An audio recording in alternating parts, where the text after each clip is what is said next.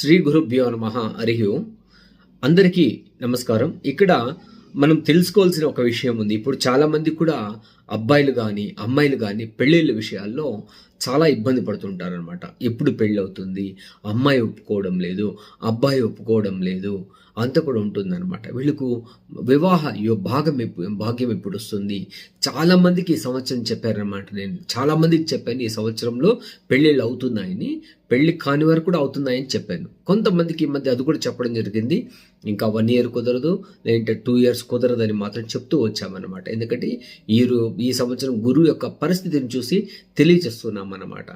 అదేవిధంగా పెళ్లి కాకపోవడానికి ఏదైనా సమస్యలు ఉన్నాయా అది కూడా తెలుసుకోవాలనుకుంటే దానికి సరైన పరిహారాలు అంటే చిన్న చిన్న పరిహారాలు ఉంటుందన్నమాట. దాంతోపాటు ఒక్కసారిగా పరిహారాలు ఎలా చేసుకోవాలి, దాన్ని శాశ్వతంగా పరిహారం ద్వారా విముక్తి పొందడం ఎలా అని తెలియజేస్తున్నాం అన్నమాట. ఎవరికైనా ఆసక్తి ఉంటే మమ్మల్ని కాంటాక్ట్ చేయొచ్చని తెలియజేస్తూ సర్వే జనా సుఖినో భవంతు, సన్మంగళాని భవంతు.